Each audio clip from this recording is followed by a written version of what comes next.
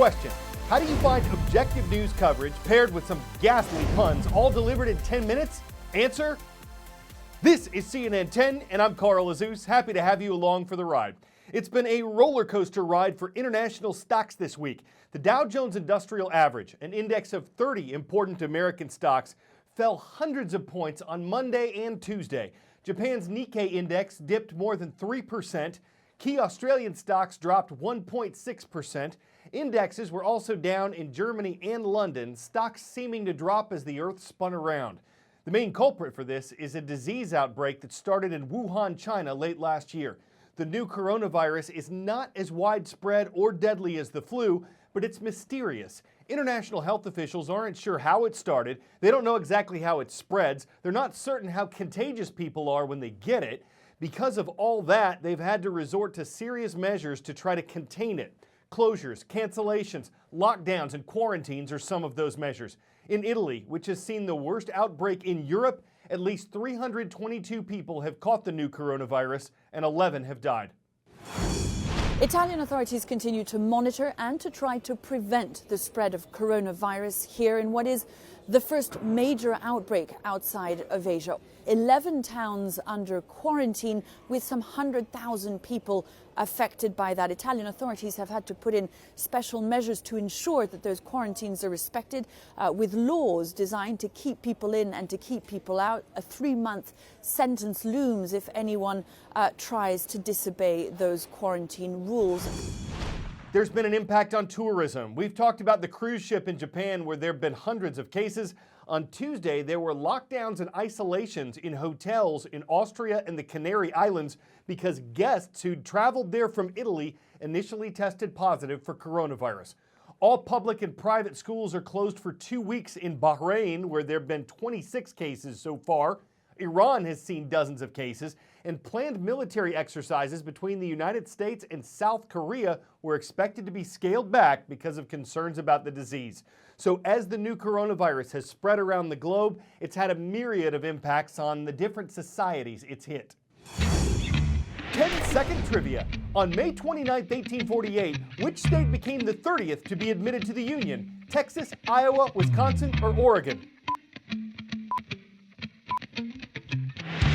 America's Dairyland, aka Wisconsin, is the 30th state.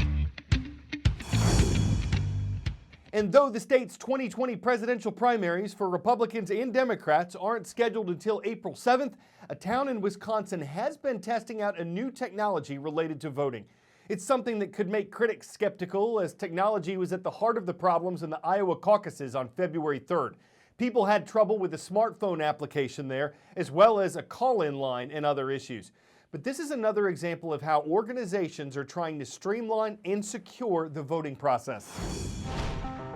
This is where the election guard magic happens, because when you insert the card here and it prints the ballot, that same moment the devices connected to this tablet are encrypting your data. We're not saying that election guard makes it impossible to hack voting machines.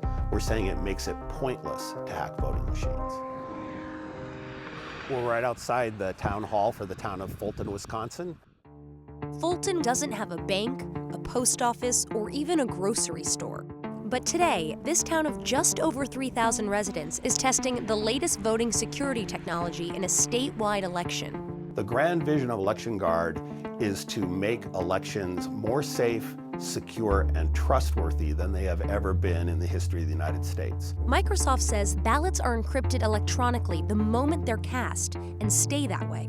The system can then tally those encrypted votes without ever deciphering them. And even more importantly, it means hackers should have a harder time tampering with those votes. We're building a world-class vault that your vote goes into, and then we're wrapping it with tamper-proof seal. If somebody successfully hacked into the system, if they could break into that vault, the technology would then reveal that something had happened, and then the election officials can make sure that the vote is accurate. You here to vote? Yes. So there's a slightly different voting process going on today. Here in Fulton, voters are using a tablet to make their selections and saving them on a card. When they insert that card here, their vote is encrypted and a paper duplicate prints automatically. None of this hardware is connected to the internet. I came in expecting a little pencils and the forms with the little dots, and it wasn't like that at all. Election Guard will work with paper as a primary source. It will work as the backup, but it would also work in a system that has no paper ballot at all. And that's important. There are more than 10,000 election jurisdictions in the United States and no universal voting system. Here in Wisconsin, each of our 1,850 cities, towns, and villages run their own elections, and so cost is a huge factor.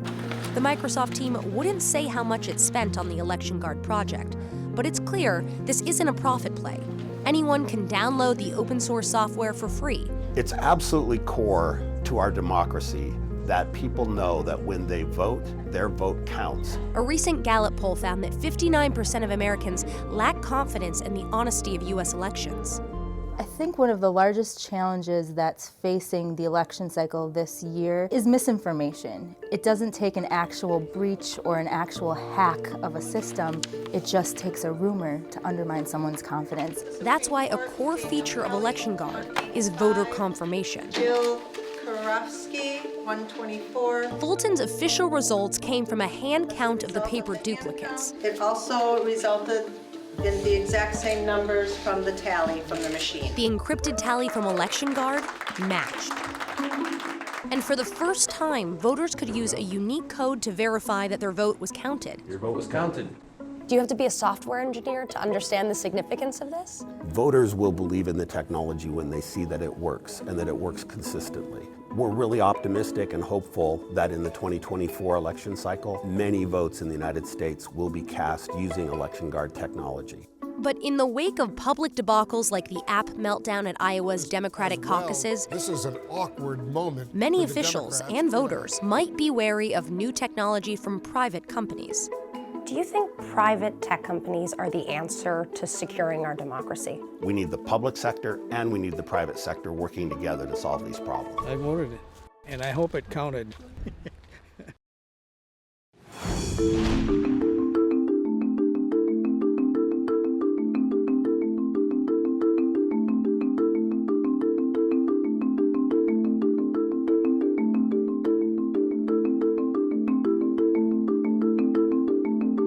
I could talk to you for hours and hours about the difficulties people in wheelchairs face on a daily basis, but until you actually sit in a chair, you'll never fully understand.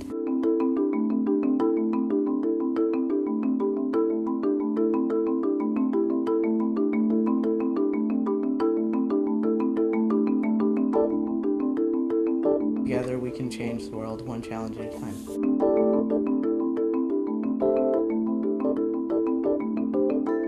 I have no experience with a wheelchair. Even in a building that is handicap accessible, still you bump into doors, you bump into walls. Some of the doors become very heavy.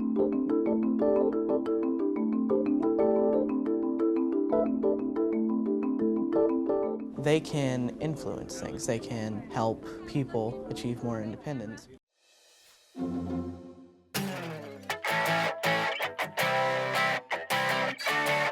When you think of road hazards in Washington state, this doesn't come to mind. It also doesn't come when you call it. So multiple wildlife agencies had to work together to trap this 500-pound sea lion. Officials say it likely took several wrong turns after leaving the river, and that's how it wound up in a wooded area miles away from its water source.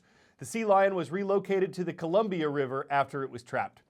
I'd say they did a stellar job. Oh, the animal might have blubbered about it, but they didn't say cry me a river, they just took it to one. And once its fate and safety were sealed, we're sure the otter creatures all rushed over to hear some of its roarsome adventures as a pedestrian. Woo!